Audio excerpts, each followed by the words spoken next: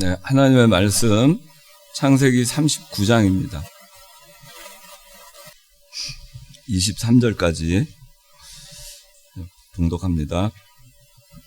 요셉은 이집트로 끌려갔는데 바로의 신하이며 경호대장인 이집트 사람 보디발이 그를 그곳으로 끌어간 이스마엘 사람들의 손에서 샀다. 여호와께서 요셉과 함께 하심으로 그가 형통한 사람이 되었고 자기 주인인 이집트 사람의 집에 살았다. 여호와께서 요셉과 함께 하시고 또 여호와께서 그가 하는 모든 일을 그의 손에서 형통케 하신 것을 그 집주인이 보았다. 요셉이 경호대장 앞에서 은혜를 입어 그의 시중을 들었으며 경호대장이 요셉을 자기 집의 관리인으로 삼고 자기의 모든 소유를 그의 손에 맡겼다. 경호대장이 요셉을 자기 모든 소유를 주관하게 하는 관리인으로 삼은 이후로 여호와께서 요셉으로 말미암아 이집트 사람의 집에 복을 주셨으니 여호와의 복이 그 집과 밭에 있는 그의 모든 소유에 내렸다. 그 주인이 자기의 모든 소유를 요셉의 손에 맡기고 자기가 먹는 음식 이외에는 아무 일에도 간섭하지 않았다. 요셉은 용모가 아름답고 얼굴이 잘생긴 사람이었다. 이 일들 후에 그 주인의 아내가 요셉에게 눈짓을 하며 말하기를 나와 동침하자 하니 요셉이 거절하며 그의 주인의 아내에게 말하기를 보십시오. 나의 주인이 집안의 어떤 일에도 내게 간섭하지 않고 그의 모든 소유를 내 손에 맡겼습니다. 이 집안에서는 나보다 큰 이가 없으며 주인의 아내인 당신 말고는 아무것도 내게 금하지 않았습니다. 그런데 내가 어떻게 이 큰 악을 행하여 하나님께 죄를 지을 수 있겠습니까? 하였다. 그 여자가 날마다 요셉에게 말하였으나 요셉이 그 여자의 말을 듣지 않고 그 여자와 동침하지도 그 여자와 함께 있지도 않았다. 어느 날 요셉이 할 일이 있어서 그 집에 들어왔는데 마침 그때 거기에는 그 집 사람들이 아무도 없었다. 그때 그 여자는 요셉의 옷을 붙잡고 말하기를 나와 동침하자고 하였다. 그러자 요셉은 자기 옷을 그 여자의 손에 버려두고 밖으로 도망쳐 나갔다. 그 여자는 요셉이 옷을 자기 손에 버려두고 밖으로 도망치는 것을 보고 자기 집 사람들을 불러서 그들에게 보아라. 주인이 히브리 사람을 우리에게 데려다가 우리를 희롱하게 하였다. 그가 나와 동침하려고 내게로 들어오기에 내가 큰 소리를 지르니 그는 내가 목소리를 높여 소리치는 것을 듣자마자 그의 옷을 내게 버려두고 밖으로 도망쳤다라고 말하고 그 여자는 요셉의 주인이 집으로 올 때까지 그의 옷을 자기 곁에 두고 기다리다가 이 일들을 그에게 말하기를 당신이 우리에게 데려온 그 히브리 종이 내게로 와서 나를 희롱하려고 하기에 내가 소리 높여 외쳤더니 자기 옷을 내게 버려두고 밖으로 도망쳤습니다 하였다. 요셉의 주인은 자기 아내가 당신의 종이 내게 이 같은 짓을 했습니다라고 하는 말을 듣고 분노가 타올라 요셉을 붙잡아 감옥에 넣었는데 그곳은 왕의 죄수들이 갇혀있는 곳이었고 요셉이 그 감옥에 갇혔으나 여호와께서 요셉과 함께 하시고 그에게 인애를 베푸셔서 그가 그 감옥의 간수장에게 은혜를 얻게 하셨다. 간수장이 감옥 안에 있는 죄수들을 모두 요셉의 손에 맡기니 거기서 이루어지는 모든 일들을 요셉이 맡아서 처리하였으며 간수장은 요셉의 손에 맡긴 것은 무엇이든지 참견하지 않았다.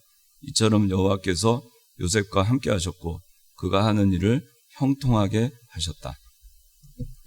오늘 말씀의 제목은 하나님의 섭리와 요셉의 신앙입니다. 하나님의 섭리와 요셉의 신앙. 섭리라고 하는 거는 영어로 하면 providence인데 그거는 어떤 거냐면은 어떤 계획을 세워놓고 그 계획대로 모든 것이 착착 진행되도록 빈틈없이 진행되도록 그걸 돕고 또 통치하고 또 보존하고 그렇게 해 나가는 것을 섭리라고 합니다. 하나님의 섭리.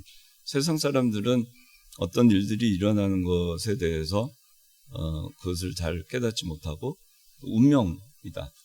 또 우연히 또 팔자 이렇게 얘기를 하지만 그렇지만은 하나님을 믿는 우리에게는 모든 것이 하나님의 섭리입니다.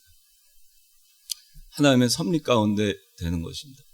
하나님이 계획을 세워놓으셨고 약속하셨고 그 약속을 이행하시는 분은 하나님이신데 하나님은 그 약속을 빈틈없이 이행하시기 위해서 섭리하시는 겁니다. 그래서 어떤 길을 하나님께서 계획을 해놓으셨으면 그 길대로 가는 것입니다. 이미 그 요셉의 증조할아버지인 아브라함에게 하나님께서는 창세기 15장에 약속하시기를 내 자손이 이방 나라에 가서 거기 가서 400년간 종살이를 할 것이고 거기서 나올 것이다. 그리고 가나안 땅으로 인도할 것이다. 약속하셨어요. 그리고 4대가 지나서 지금 요셉입니다. 요셉이 이집트로 끌려갔습니다. 하나님의 섭리는 하나님께서 약속하시고 계획하신 것을 그대로 이루시는 것이 하나님의 섭리입니다. 그걸 위해서 그대로 이루기 위해서 약속하신 걸 그대로 보존하시고 그 다음에 그대로 이루어지도록 통치해 나가시는 하나. 그걸 섭리라고 하는 하나님의 관할하에 있다. 하나님의 주권하에 있다. 하나님의 주권적으로 주권하에서 통치하고 보존해 나가시면서 하나님께서 목적하신 그 약속을 그대로 이루어지게끔 해 나가시는 것이 섭리예요. 요셉의 입장에서는 이 하나님의 섭리 속에 요셉은 있었어요. 우리 모두는 하나님의 섭리 가운데 있는 겁니다. 요셉이 태어난 거 11번째로 자기가 원해서 태어난 게 아닙니다. 아버지의 사랑을 독차지해달라고 한 것도 아닙니다. 그것도 하나님의 섭리 가운데 있었던 겁니다. 채색 옷을 입혀달라고 때를 쓴 것도 아닙니다. 그러나 하나님의 섭리 가운데에는 요셉이 채색 옷을 입게 되어 있었고 형들의 시기와 질투를 받은 것도 하나님의 섭리 가운데 하나님께서 이미 그 증조할아버지 아브라함에게 약속하신 그 약속 이방 나라에 가서 400년간 종살이 할 것이다 라는 그 약속을 하나님께서는 착착 이행해 나가시는 과정 속에 있었던 것일 뿐입니다. 또 이스라엘 백성들이 흉년을 만나서 다 멸절이 되고 멸망할 수 있었는데 그것을 아무도 예상하지 못했지만 하나님은 다 아셨기 때문에 하나님의 섭리하심으로 요셉을 미리 애굽 이방 나라인 애굽에 보내놓으신 겁니다. 그 하나님의 섭리 가운데 다 된 겁니다. 요셉은 어느 날 아버지가 자기를 형제들에게 그 도단 세겜에 있는 형제들에게 가서 도시락을 싸들고 가서 형들 잘 있는지 살펴보고 와라. 그 일을 수행할 때 자기가 형들의 미움을 받아서 자기가 구덩이에 빠질 것을 전혀 예측하지 못했습니다. 그래서 갔고 100km나 넘는 그 길을 찾아서 형들을 찾아갔지만 형들은 요셉을 반겨하지 않았고 꿈꾸는 자가 온다 하고 조롱하고 또 그렇게 비아냥대면서 요셉을 잡아다가 구덩이에 던져 넣습니다. 그리고 요셉이 가져온 그 음식들을 먹습니다. 그런데 미디안 상인이 지나가면서 그 형제 중에 유다가 우리가 요셉을 죽일 것까지 있겠느냐? 그는 우리의 같은 혈육 아니겠느냐? 그래서 요셉이 미디안 상인들에게 팔려갑니다. 은 20에. 그 모든 것은 요셉에게는 참 상상할 수도 없는 전혀 그의 인생에 원하지도 예상치도 않았던 그러한 일들입니다. 그에겐 고난이고 고역이고 비참한 것이었고 나락으로 떨어지는 것이고 더 내려갈 것이 없는 그런 상황으로 가는 것이었습니다. 뭐 옛날 영화 같은 거 보면은 노예를 팔려가는 노예를 끌고 가는 거 보면 참 한심해요. 포승줄에 묶어가지고 가기도 하지만 착고에 발을 묶어서 쇠사슬에 묶어서 양쪽을 그렇게 해서 쇠고랑으로 해서 끌고 가기도 하고 뭐 말을 태워서 가는 것도 아니고 그냥 끌려가는 겁니다. 그 먼 거리를.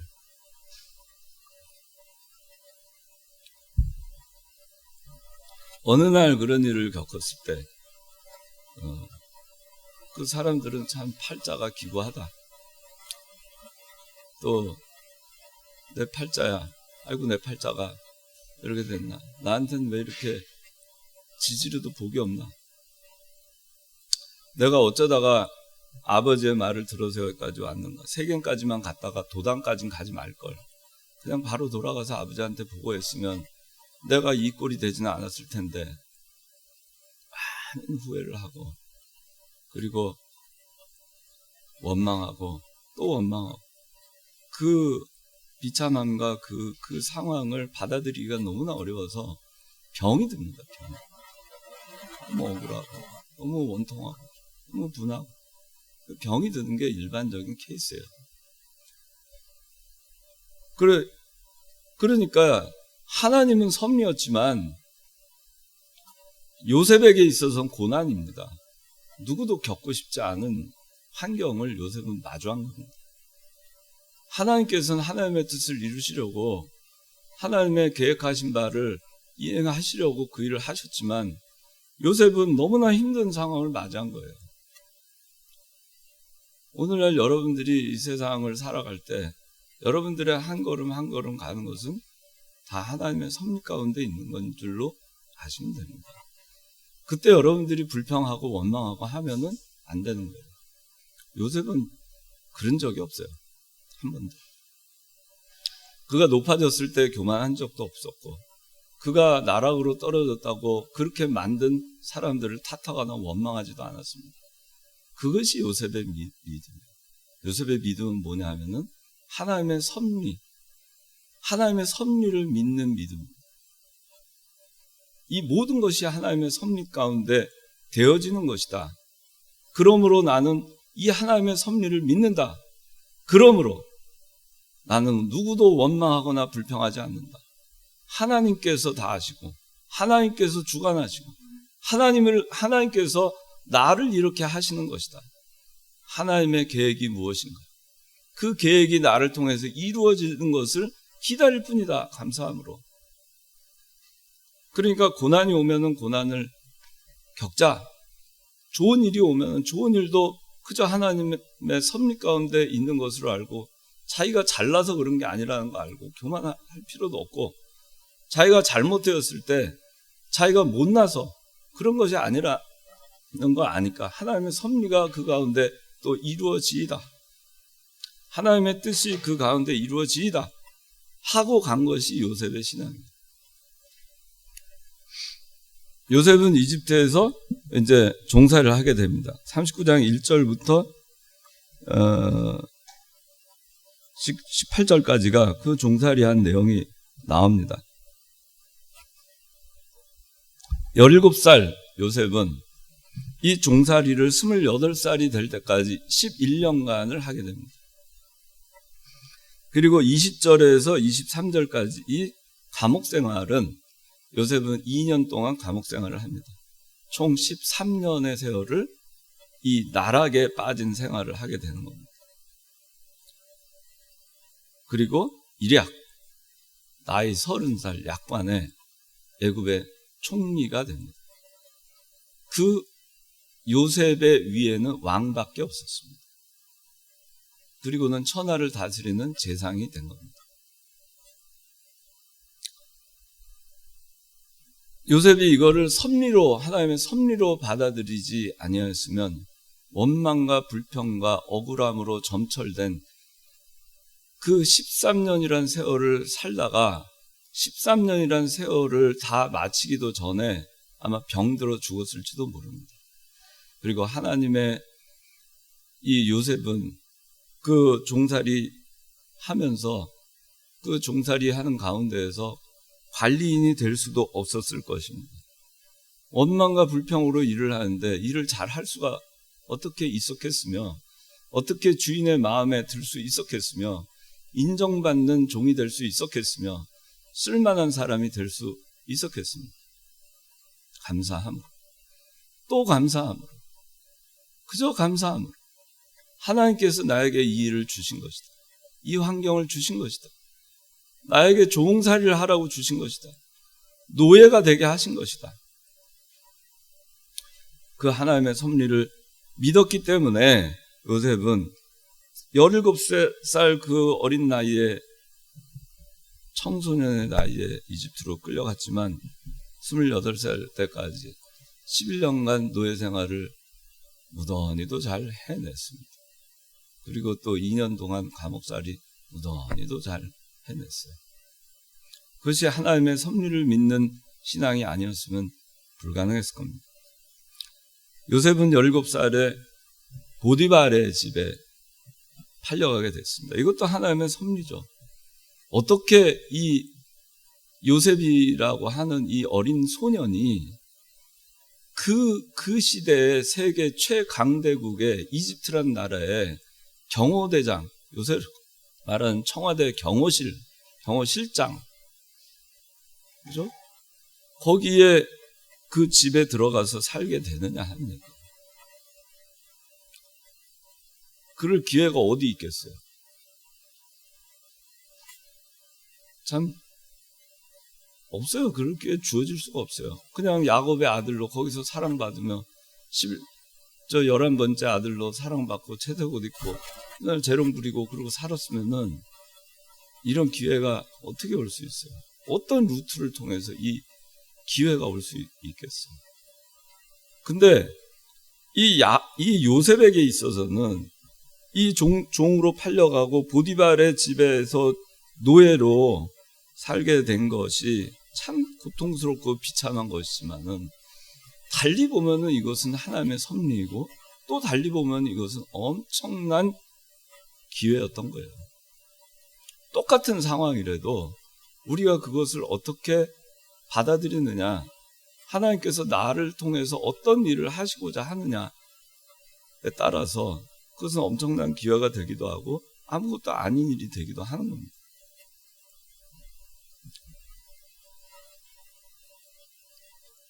하나님이 요셉을 보디발의 집, 경호대장 집으로 인도하신 겁니다. 그 노예 미디안 상인들이 얼마나 그 노예, 은 20짜리 하찮은 그 노예, 어디든 못 팔겠어요. 그런데 딱 그 경호대장 집에 팔리게 된 거 하나님의 섭리입니다. 근데 이 경호대장의 집에는 감옥이 있었어요. 왕궁에서 범죄하는 그 귀족들을 잡아놓는 감옥이 있었어요. 감옥. 그것도 참 신기한 일이죠. 하나님의 계획 속에 섭리 가운데 있었던 겁니다. 요셉을 통해서 하나님은 하나님의 약속을 하나하나 차근차근히 착착 진행해 가시는 겁니다. 요셉은 인간으로서는 고난이고 나락이고 억울한 거죠. 그런 것입니다. 가장 사랑받던 아들, 채색옷. 그런데 가장 사랑받던 아들에서 노예가 됐고, 채색옷을 입었지만 그 옷은 벗겨졌고 이제는 노예가 입는 옷을 입었습니다. 구덩이에 던져진 일도 있었죠. 형제들의 배신을 겪었죠. 보승줄에 묶여서 끌려가는 일도 겪어봤죠. 밑바닥으로 간 겁니다. 아무것도 가진 것이 없는 상태, 더 이상 소망이 없는 상태죠. 밑바닥. 아무것도 없는, 가진 게 없는 거예요. 가진 게. 뭐가 있어요? 가진 게. 아무것도 없잖아요. 우리가 가진 게 없는 때가 있어요. 특히 젊을 때는 가진 게 별로 없어요. 나이가 들어도 가진 게 없는 사람들이 많습니다. 물질적으로나 환경적으로나 친구들이나 가진 게 없는 사람들이 참 많죠. 그런데 요셉에게 이 가진 것이 없는 이 밑바닥으로 내려간 것은 이 요셉에겐 그런 거였지만 하나님께서는 이게 구원운동이었고 이것이 하나님의 약속을 이루어가는데 반드시 필요했던 요셉에게 있어야만 했던 과정이었던 겁니다. 만약에 요셉이 이런 과정이 없었으면 어떻게 총리가 될 기회가 있었고 어떻게 이스라엘을 구원할 기회가 흉년 가운데 있었을 수 있겠는가 하는 겁니다. 그렇기 때문에 여러분들, 우리 어떠한 환경, 또 생각지 못한 환경, 상황, 나락, 절망, 좌절의 순간, 아무런 희망도 소망도 없어지는 그런 순간, 그런 순간에도 하나님께서 나를 통한 하나님의 뜻, 하나님의 섭리가 있음을 믿는 신앙이 있어야 됩니다. 그때 필요한 겁니다. 하나님이 합동해서 유익하게 하신다. 하나님이 만사 형통하게 반드시 하실 것이다. 하나님이 나를 쓰실 것이다. 하나님이 나를 연단하신 후에 나를 정금같이 나오게 할 것이다. 하나님이 나와 동행하신다. 그 믿음으로 가는 겁니다. 요셉은 하나님과 동행했습니다. 하나님의 섭리를 믿었기 때문에 이 바닥으로 내려간 가운데서도 하나님과 동행했습니다. 하나님과 동행했다. 자, 여기 보세요. 3절 누가 읽어주세요.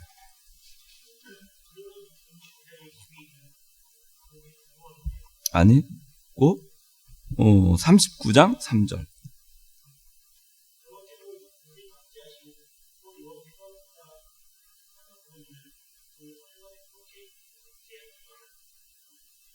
네. 여기 또 21절 39장.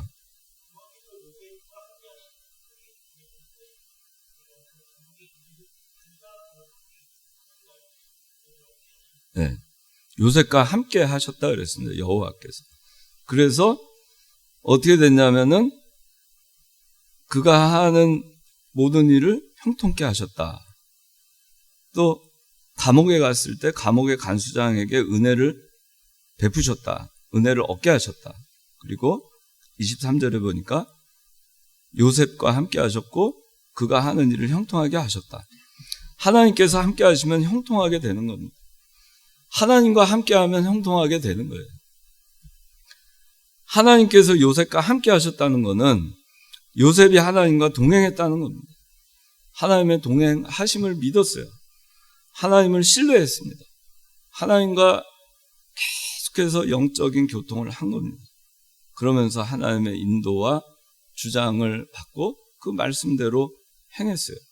그게 요셉이 하나님과 함께한 신앙입니다. 하나님과 동행했어요. 하나님과 동행하니까 하나님이 형통케 하시는 겁니다. 하나님과 동행하지 않으면 하나님이 형통케 하지 않아요. 하나님과 동행하면 하나님께서 형통케 하십니다. 만사 형통입니다. 근데 요셉이 종살이 하는 것이 형통한 길이 아니죠. 또 감옥에 들어가 있는 것이 형통한 것이 아니죠. 자유인이 돼야 될 거 아니겠어요? 노예도 자유가 없죠. 감옥살이도 자유가 없잖아요. 자유인이 돼야 될 거 아니겠어요? 근데 이게 형통한 겁니다. 왜 형통한 것이냐? 하나님의 뜻이, 하나님의 섭리가 이루어지고 있기 때문에 그것이 형통한 거예요. 나를 통해서. 그래서 형통한 것이 뭐냐? 세상에서 내가 갑자기 그냥 직장이 풀리고, 갑자기 결혼 상대자가 막 나타나고, 갑자기 돈을 많이 벌고, 갑자기 좋은 일이 많이 생기고, 그런 게 형통하다고 우리 사람들은 얘기하지만, 하나님을 믿는 사람에게 있어서 형통은 나락으로 떨어지든, 부하게 되든 가난하게 되든 초막이든 궁궐이든 그 어디나 하늘나라 되는, 즉 뭐냐면 하나님의 뜻이 나를 통해서 이루어지는 것, 그것이 형통한 거예요. 내가 형통한 길을 가는 거예요. 그게 형통한 거 아니겠어요? 사도 바울의 삶을 보면 참 불쌍하게 됐죠. 사람들이 볼 때는 형통치 않죠. 사도 바울의 삶은 형통한 삶이 된 거예요. 다메섹에서 예수님을 만나고 나서부터. 육신적으로는 고난의 길이지만 영적으로는 형통한 길을 간 겁니다. 왜? 바울을 통해서 하나님의 뜻이 하늘에서 하나님의 뜻이 이루어진 것 같이 땅에서도 하나님의 뜻이 이루어지이다. 우리 주기도문 하면서 하잖아요. 하나님의 뜻이 이루어지이다. 그것이 형통한 거예요. 하나님의 뜻이 이루어지이다. 나를 통해서. 얼마나 영광스러워. 그게 형통한 겁니다. 그러니까 요셉은 형통했어요. 하나님의 섭리와 뜻이 이루어지는 과정에 있었기 때문에 형통한 겁니다.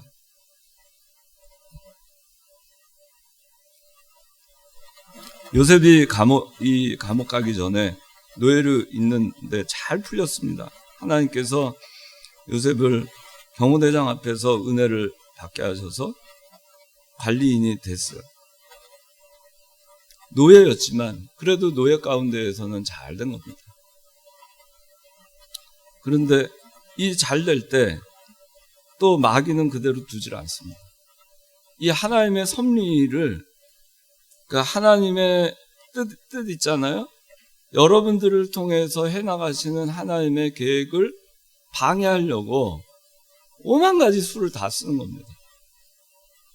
많은 수를 씁니다. 그런데 요셉이 이렇게 와서도 여기서도 하나님 원망하지 아니하고 노예로 있으면서도 잘 해나가서 또 형통하게 되니까, 그러니까 이제 이 요셉에게 시험이 왔습니다. 요셉은 노예였지만 총무였습니다. 그리고 또 준수했다고 했습니다. 나이는 28입니다. 노예로서 누릴 수 있는 형통함을 누리고 복을 받았고, 그 보디발의 집이 복을 받고 집과 밭에 있는 그의 모든 소유에 여호와의 복이 내렸다고 했습니다. 잘 되나갔어요. 그런데 유혹의 시험이 왔습니다. 사탄은 우는 사자같이 삼킬 자를 찾는 겁니다. 보디발의 아내가 이 요셉을 유혹의 시험을 하게 됩니다. 이것이 사탄의 방법입니다. 뭐냐면은 감언이설을 하는 겁니다. 나랑 잘 지내자. 우리 남편 보디발. 근데 나하고만 잘 지내면은 네가 누릴 거 다 누리는, 내 남편이 누릴 것까지 다 누리는 거. 네가 다 누리는 거 아니냐. 나하고 손잡자. 나랑 잘 지내자. 이게 사탄의 방법입니다. 그래서 여기 보니까 어떻게 하냐면 7절 읽어주세요.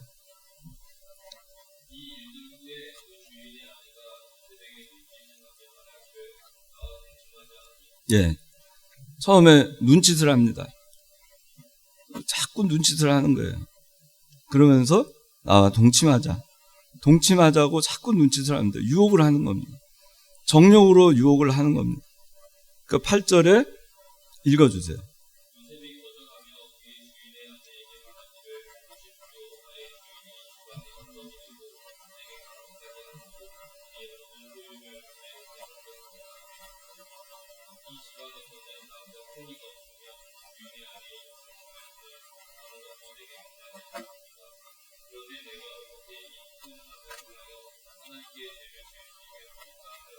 예, 여기 보세요. 요셉이 거절을 합니다. 보십시오.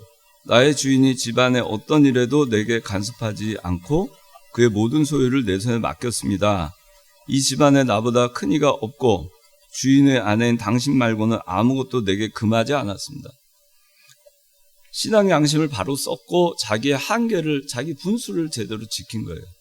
주인이 금한 것은 당신뿐입니다. 딴 거는 아무것도 금하지 않았습니다. 이 보디발과 나와의 그 신의는 그겁니다. 그리고 내 양심에 그 주인하고 한 그 약속, 주인이 나한테 정해준 그 금한 거는 당신뿐이니까 나는 내 한계를 벗어날 수 없다. 내 양심, 신앙 양심을 버릴 수가 없습니다. 디모데전서 1장 19절에는 양심을 버린 자는 믿음이 파선한 자라고 하고 있습니다. 그러면서 그런데 9절에 내가 어떻게 이 큰 악을 행하여, 이거는 죄에 대해서 두려워한 거를, 요셉은 죄에 대해서 어떻게 이 큰 악을 행하여, 이 악을 감당할 수 없는 악이라고 생각을 한 겁니다. 어떻게 이 큰 악을 행하여. 죄에 대해서 두려워했던 겁니다. 넘어뜨리려고 오는 그 유혹을, 이 사탄이 오는 그 유혹을 두려워한 겁니다. 죄를 짓는 걸 두려워한 겁니다. 그러면서 하나님께 죄를 지을 수 있겠습니까? 하나님 앞에 사는 신앙이에요. 누가 보거나 말거나 하나님께 내가 어떻게 죄를 지을 수 있습니까? 누가 없어도 하나님은 보신다. 하나님 앞에서 내가 어떻게 죄를 지을 수 있습니까? 그렇게 얘기를 합니다. 그러면서 거절을 합니다. 10절 읽어주세요.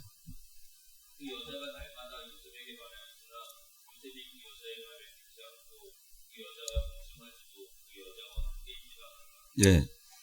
그러니까 이 여자가 처음에는 눈짓을 하면서 유혹을 하다가, 그 다음에 이제 10절에 보니까, 그 다음부터 이제 말을 합니다. 날마다 요셉에게 말을 합니다. 날마다 동침하자. 그렇게 말을 합니다. 가문이설로 이 요셉을 유혹을 합니다. 이렇게 죄의 유혹은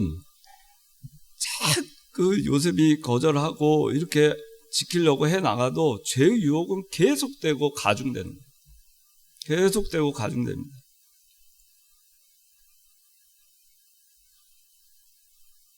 그런데 요셉은 어떻게 했느냐? 그 여자의 말을 안 들었어요. 듣지 않습니다. 아무리 말을 해도 그 말한 대로 하지 않는 겁니다. 그러면서 그 여자가 원하는 대로 동침하지도 않았고 그 여자와 함께 있지도 않았습니다. 그러니까 그런데 자, 우리가 이걸 보면은 죄라는 것이 이렇게 죄 유혹이라는 것이 잘 되나갈 때, 뭔가 이렇게 방심부주의할 수 있을 만한 때 들어올 수 있다는 거예요. 처음부터 요셉에게 이게 들어온 것이 아니에요. 근데 나중에 잘 그 보디발의 집에서 인정받고 다 인정받고 이제 더 이상 뭐 보디발 말고는 더 이상 누구 이렇게 금한 것도 없고 보디발의 아내 말고 금한 것도 없고 가정에 총무로 있었으니까 못할 것이 없었어요. 그럴 때 교만해지고 방심부주의 하다 보면 그거를 마귀는 우는 사자같이 그걸 놓지 않아요. 삼킬 자를 딱 찾고 그때 삼켜버리려고 하는 겁니다. 그리고 우리가 잘 나갈 때 죄의 유혹은 계속되고 가중되는 겁니다.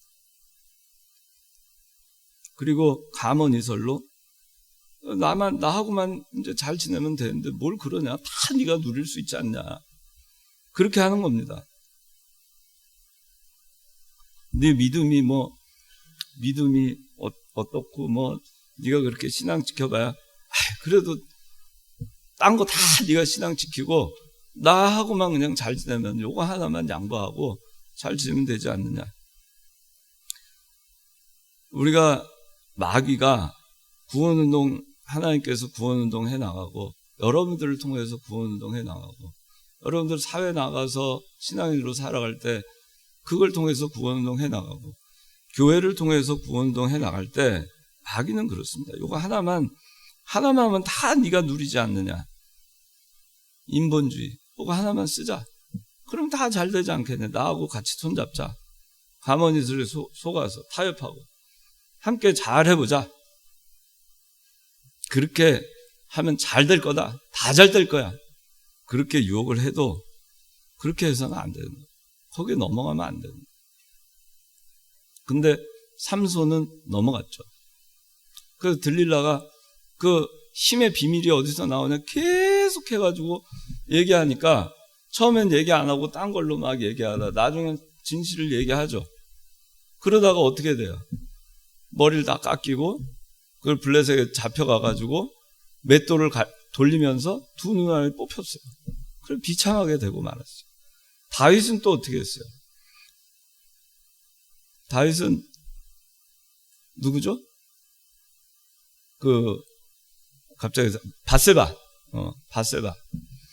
밧세바 목욕하는 거를 보고 그러고 탐욕이 생겨서 정욕 때문에 밧세바를 취했어요. 그리고 아이를 낳았어요. 그런데 그 아들이 죽고 맙니다. 이거는 다윗이 뭐하고 있다가 대낮에, 그죠? 기도하고 하나님을 찾고 그렇게 해야 될 때 어슬렁거리고 그저 자다 깨가지고 밖을 내다보다가 방심부주의하다가 그런 일이 생긴 겁니다.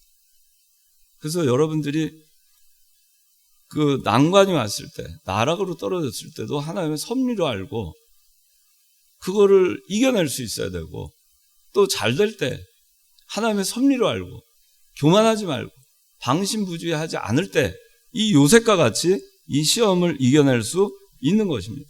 모든 것이 내가 하나님의 섭리 가운데 있다. 내가 지금 잘된 것이 하나님의 섭리 가운데 있는 것이고 하나님의 뜻을 이루기 위해서 내가 지금 이용당하고 있을 뿐이지 내가 잘나서 그런 게 아니다.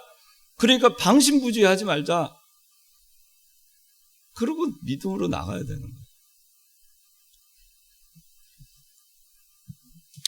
요셉은 시험을 이겼습니다. 그러면서 어느 날 여기 11절부터 18절 어느 날 요셉이 할 일이 있어서 그 집에 들어왔는데 마침 아무도 없었어요. 근데 보디발의 아내만 있었던 겁니다. 12절 읽어주세요.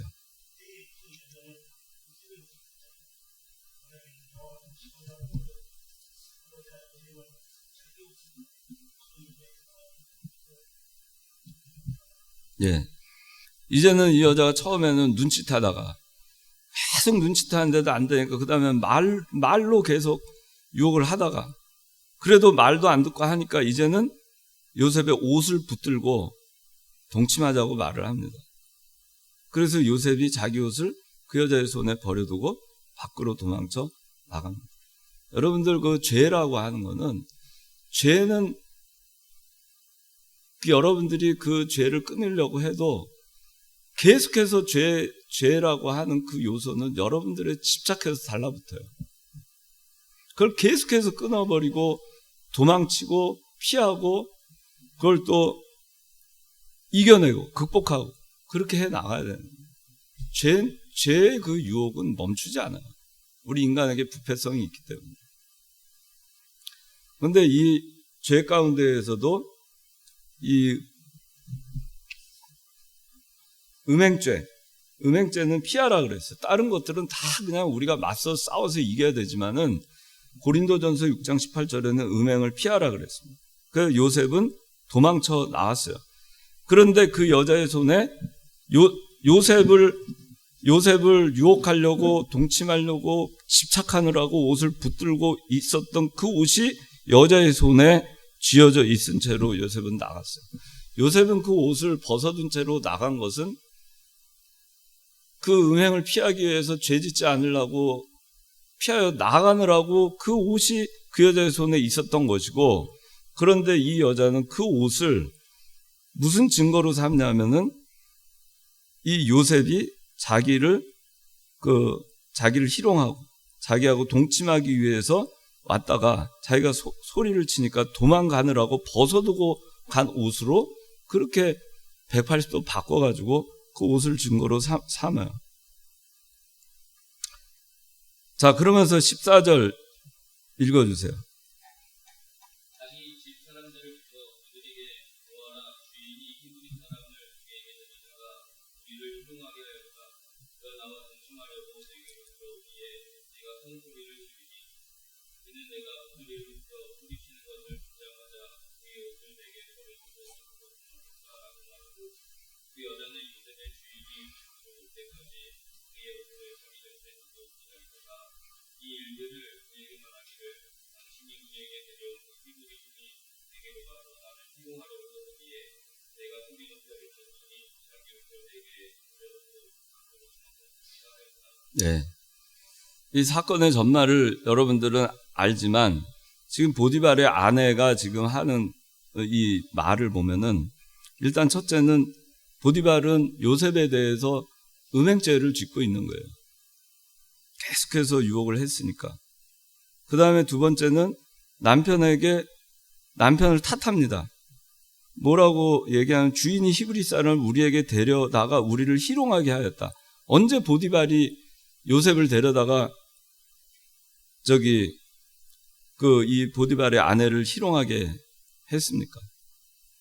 이렇게 얘기를 합니다.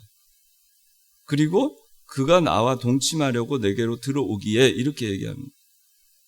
근데 동침하려고 들어온 게 아니고 할 일이 있어서 그 집에 들어갔고 그 집에 마침 아무도 없었고 동침하자고 얘기한 사람은 그 여자였죠.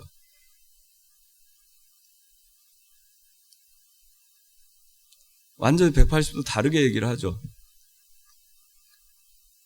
남편에게 거짓말을 합니다. 그리고 그 옷을 내게 버려두고 밖으로 도망쳤다. 옷이 자기 손에 있는데 그 옷을 버려둔 이유가 요셉이 자기와 동침하기 위해서 왔다가 소리 지르니까 도망간 것이다. 그렇게 얘기를 하는 거고. 사실은 요셉이 일이 있어서 들어갔다가 그 옷이 붙들리니까 도망가느라고 옷을 벗고 나간 거였어요. 그래서 보디발의 아내는 가문이설로 유혹을 하고 설득을 하고 요셉이 어땠을지 모르겠어요. 그런데 결국에 자기 뜻대로 되지 않자 누명을 씌워서 핍박하고 참소하고 무고를 하게 됩니다.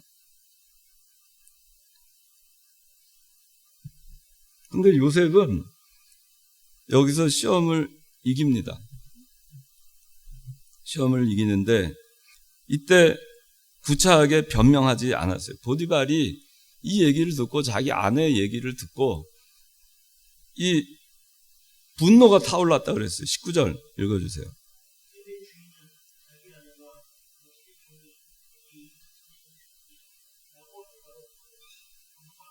네, 분노가 타올랐다 그랬어요. 얼마나 화가 났겠어요. 그래서 사실 아마 제가 보디발의 남편이었으면은 보디발이었으면은 이 은 20에 팔려온 그 노예 내가 해가지고 총무까지 시키고 그렇게 높여놓고 했는데 감히 내 아내를 갖다가 그렇게 해? 그러면 저 같으면 바로 죽였을 것 같아요. 그때는 죽여도 뭐 괜찮은 때였어요. 노예 뭐 죽이는 건 노예는 그 수에 치지도 않았으니까. 근데 참 이것도 참 하나님의 섭리예요. 요셉이 여기서 기적적으로 산 거 보면은 참 이거 보면은 보디발이 요셉을 그래도 믿었나?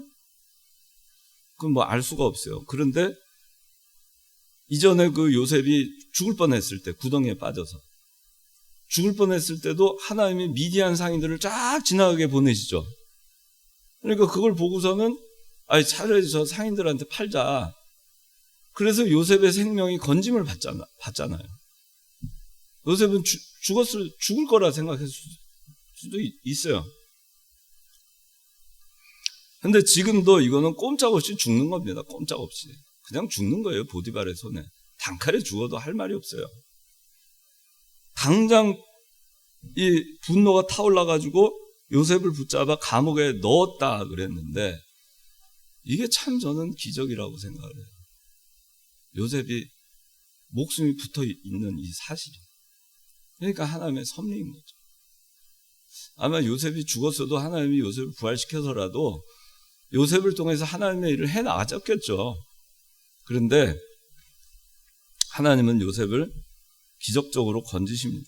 근데 요셉은 여기서 자기가 뭐 보디발의 아내 어쩌니 저쩌니 하고 뭐 아무리 그렇게 떠들고 소리 지르고 뭐 그렇게 해도 그래서 자기가 그 보디발에게 오해를 받고 분노가 타올라서 감옥에 들어가게 됐는데 그때까지 구차하게 변명하지 않았어요. 요셉은 의로 인한 고난을 묵묵히 감당했습니다. 왜냐?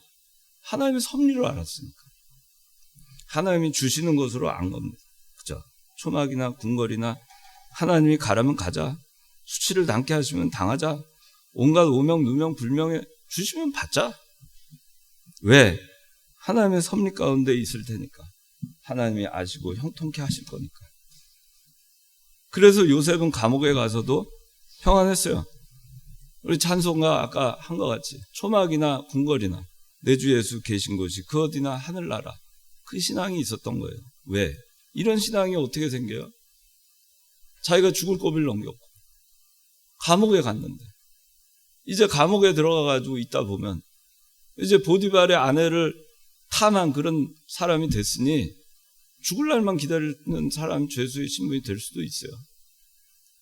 언제 보디발이 자기 죽일지 알게 뭡니까? 그런데도 초막이나 궁궐이나 하나님의 감옥에 보내시면 가자. 욕을 먹으라 하면 먹자. 초막이든 궁궐이나 내 주 예수 계신 곳이 그 어디나 하늘나라다. 이 평안함이 있었던 이유는 뭐냐? 딱 한 가지. 하나님의 섭리를 믿은 신앙이 있었기 때문이에요.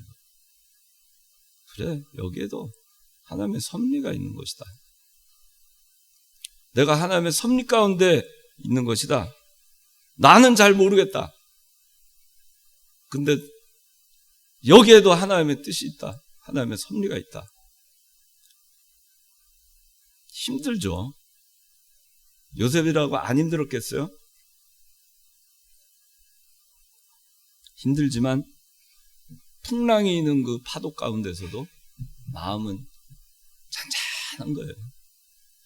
예수님 풍랑이는 그 갈릴리 풍랑이는 배에서 남들은 제자들은 죽네 사네 막 하고 울부짖는데 예수님은 편안하게 주무시고 계시듯이 그 평안함. 풍랑이 없어서 평안한 게 아니라 풍랑이 있고 힘들고 육신적으로 고달프죠. 그런데 평안한 거예요. 위로를 얻는 겁니다. 이겨낼 수 있는 그 평안함이 있는 겁니다. 물론 힘들어요. 근데 그걸 이겨냅니다. 하나님이 주신 평안함으로 이겨내는 거예요. 그게 뭐냐? 하나님의 섭리를 믿으니까. 지금은 이래도 이 가운데에서도 하나님께서 섭리하신다. 그걸 믿으니까. 그 믿음을 가지고 버티고 나가는 거예요. 버티고. 이렇게 해 나가니까 오히려 이 감옥에 가서 간수장에게 은혜를 얻고 간수장의 선임이 돼서 어떻게 됐어요? 23절 22절 간수장이 감옥 안에 있는 죄수들을 모두 요셉의 손에 맡겼어요.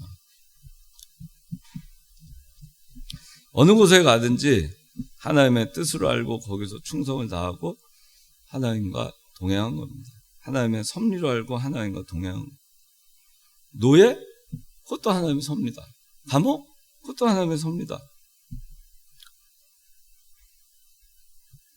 여러분들 직장 생활할 때 제가 어제 이 말씀 좀 하면서 그 직장에 대해서 좀 생각해 봤어요. 직장. 자기 일터. 꼭 나는 이거를 해야만 한다. 그런 거 없어요. 저는 그렇게 생각해요. 요셉 나는 채색 옷을 입고 11째 아들로 사랑받으면서 살아야 된다. 나는 노예가 될 수가 없어. 나는 보디발의 아내에게 이렇게 억울한 걸로 누명을 쓸 사람이 아니야. 나는 감옥에서 이렇게 죄수로 내 인생이 어떻게 이렇게 꼬인 거야. 나는 이런 일을 하는 사람이 아니야. 그게 아니었어요.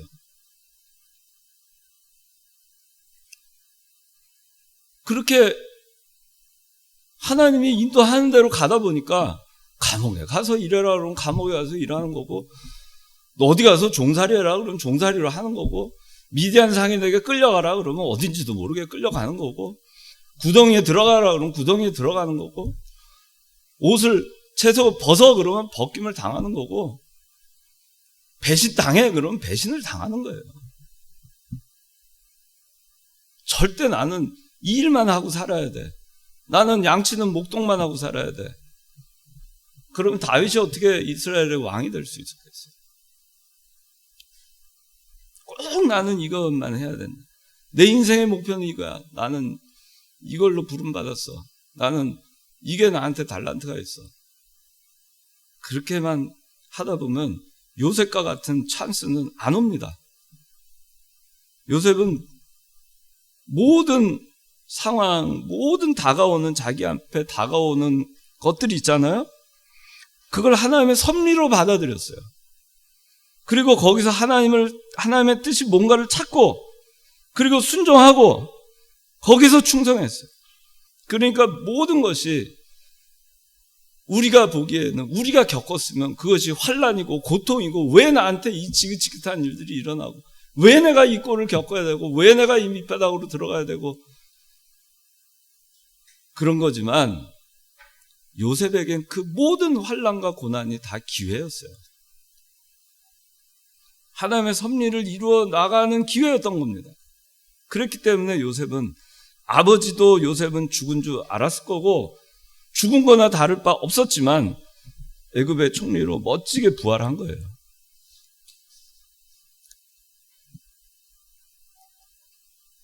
사랑받는 아들, 채색옷, 좋은 시절이 있었죠. 그런데 얼마 안 지나서 형들이 배신했죠. 시기와 질투, 미움을 받았죠. 비아냥 꿈꾸는 자가 온다 받았죠. 후덩이에 들어갔죠. 비참한 가운데 들어갑니다. 끌려갑니다. 종으로 팔렸습니다. 얼마나 비참해요. 그런데 거기서 총무가 됐습니다. 또 좋은 시절이 왔죠. 그런데 또 유혹이 왔습니다. 보디발의 오해, 거짓으로 인해서 결국엔 또 감옥을 갑니다. 누명과 오명을 뒤집어 쓰게 됩니다. 또 나쁜 시절이 왔죠. 그런데 거기서 죄수들을 총괄하는 자리에 왔어요. 그 감옥에서는 그래도 좀 좋은 자리가 왔죠. 그런데 거기서 죄수들을 두고 꿈을 해몽을 해줬는데 잊혀진 바 됐죠. 또 안 좋은 시기가 온 겁니다. 그로부터 2년이 지나서 어느 날 바로 앞에 불려가서 꿈을 해몽하고 총리가 됐죠.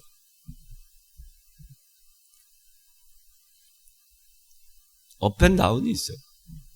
근데 이 모든 업앤다운은 하나님의 섭리 가운데 이루어지는 것이고, 그 모든 것은 기회입니다. 요셉에게 이 모든 것은 고난이 아니었고 하나님의 섭리로 받아들였기에 모든 것은 기회였고 기회가 됐습니다. 여러분들도 저는 그런 생각을 가졌으면 좋겠어요. 저는 이 요셉을 보면서 그런 생각을 했어요. 저도 그전엔 그런 생각을, 이 요셉 이걸 보면서 그런 생각까지 안 했는데, 하나님이 가라 그러면 가는 거예요. 오라 그러면 오는 거고, 이런 일을 하라 그러면 그 일을 하는 거고, 저런 일을 하라 그러면 저런 일을 하는 거예요. 나는 꼭 이 일을 해야 되겠다, 그런 게 어디 있어요. 그랬으면 요셉은 총리 일을 못합니다. 간수장 일을 못합니다. 종살이 못합니다. 얼마나 많이 바뀌었어요. 다 바뀌었지만 바뀔 때마다 충성스럽게 했어요. 그런데 자기가 먼저 찾아 나선 게 아니었어요. 하나님의 인도를 받았어요. 하나님의 섭리 가운데 자기가 잘 이용되기를 바란 것뿐이에요. 섭리하시는 하나님을 믿고 믿음을 지키고 간 것뿐입니다. 그렇게 했을 때 하나님께서 길을 열어주신 거예요.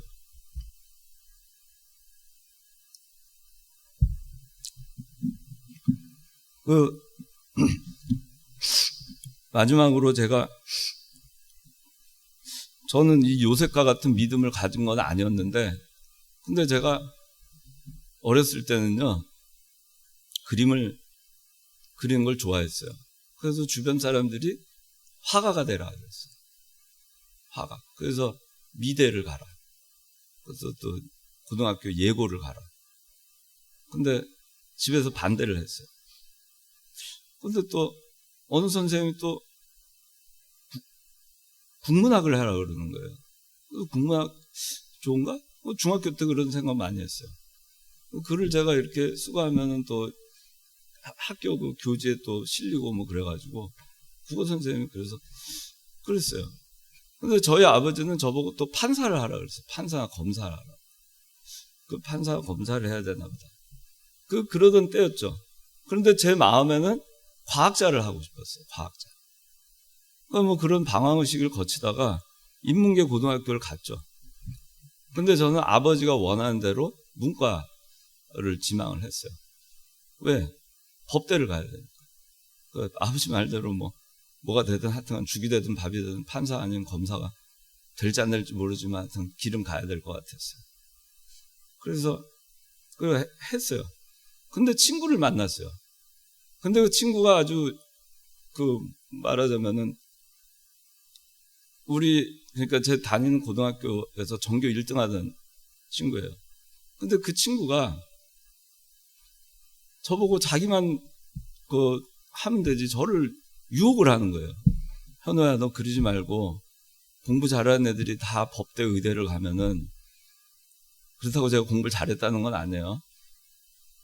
우리나라 과학계는 도대체 누가 하냐.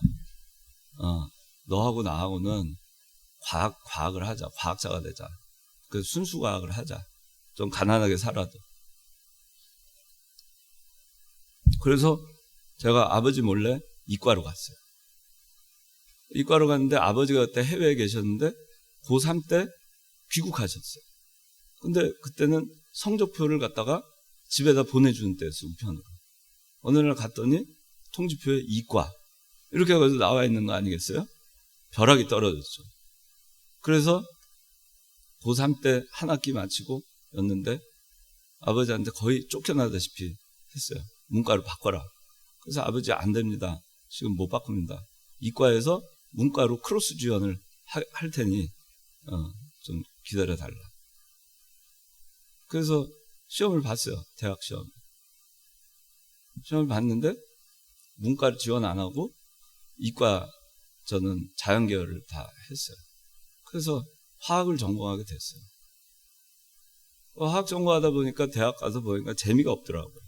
그 2학년 때 경제학과로 바꿨어요. 경제학과 하고 부전공 수학으로. 그렇게 하다가 그 친구 있잖아요.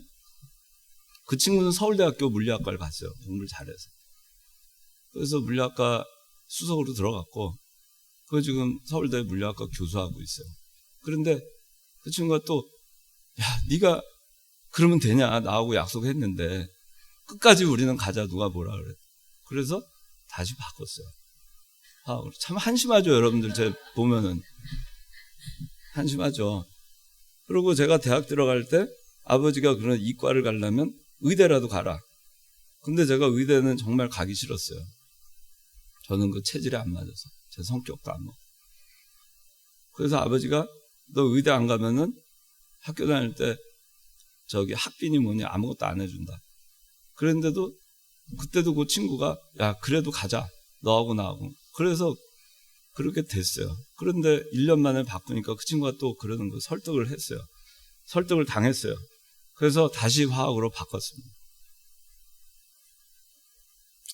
공부를 했는데 4학년이 됐는데 너무 공부가 재미가 없어요.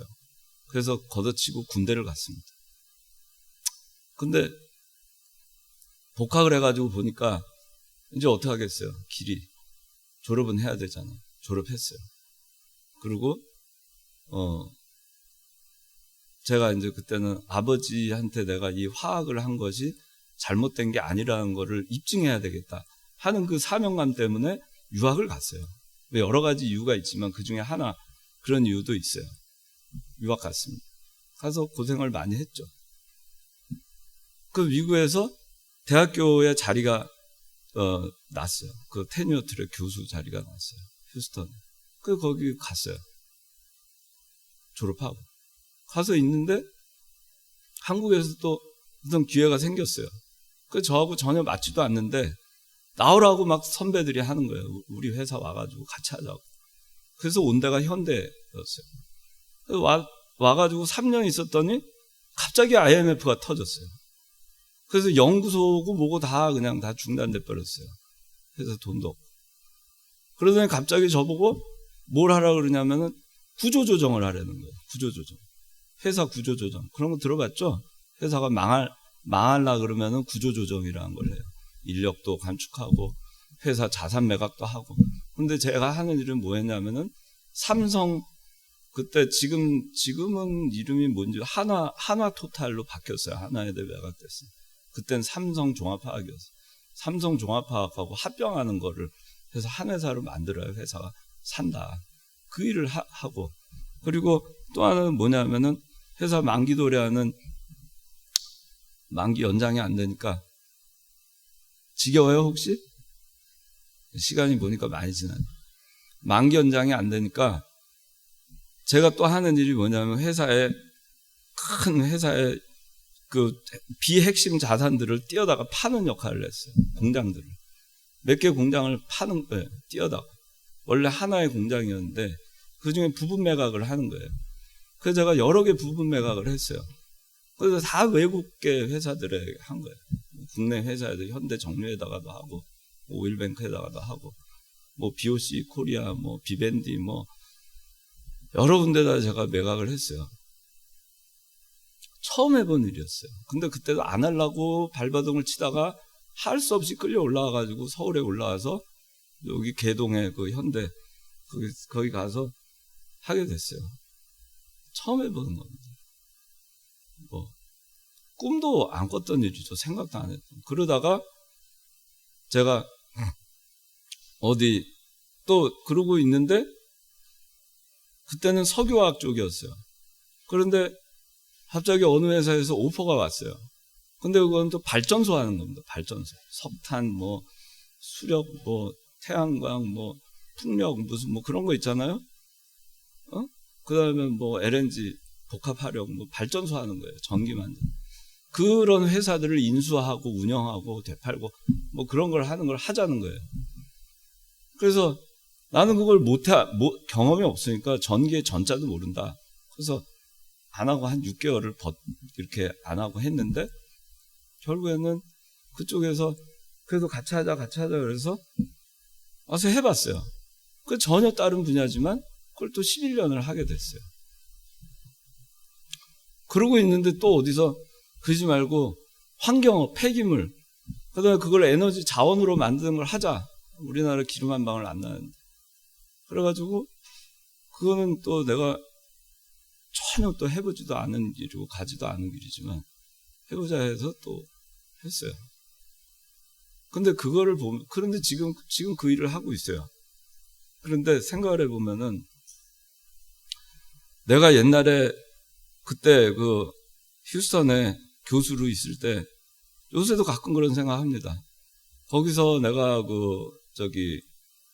한국에 오지 않고 거기서 이만하면 됐지 하고서는 그냥 매너리즘에 빠져가지고 했으면 아마 거기서 지금쯤 그냥 은퇴를 이제 할 나이가 얼마 안 돼. 거기서 뭐 학자로 그냥 미국 휴스턴이라는 도시에서 살고 있었겠죠. 여러분들 만나지도 못했고 그랬을 거 아니겠어요? 근데 제가 왜 이 얘기를 하냐면은 나한테 꼭 전공이라는 게 없다. 내가 사는 거 내가 꼭 해야만 하는 이 세상에서 눈에 보이는 내가 꼭 해야만 하는 일은 없는 거예요. 해야만 하는 일은 뭐냐면은 하나님이 나를 통해서 하나님의 섭리하심 가운데 내가 참여해서 하는 그 모든 일, 그것이 내가 해야 되는 일이에요. 그냥 하나님이 나에게 새로운 일을 주시면 그 일을 하는 겁니다. 거기서 충성하고. 그러다 보면은 요셉이 가정의 총무가 되기도 하고 간수장이 되기도 하고 애굽의 총리가 되는 경우도 있어요. 또 나락으로 빠지는 경우도 있어요. 그래서 여러분들한테 하나님의 섭리를 믿는 신앙을 갖자. 그리고 고집 부리지 마라. 자기 고집 부리지 마라. 자기 육신의 생각대로 살지 마라. 하나님의 섭리에 참여하는 사람이 되라. 하나님이 권하시면 그 일을 순종하고 하나님의 일을 하는 것이 그것이 형통한 길이에요.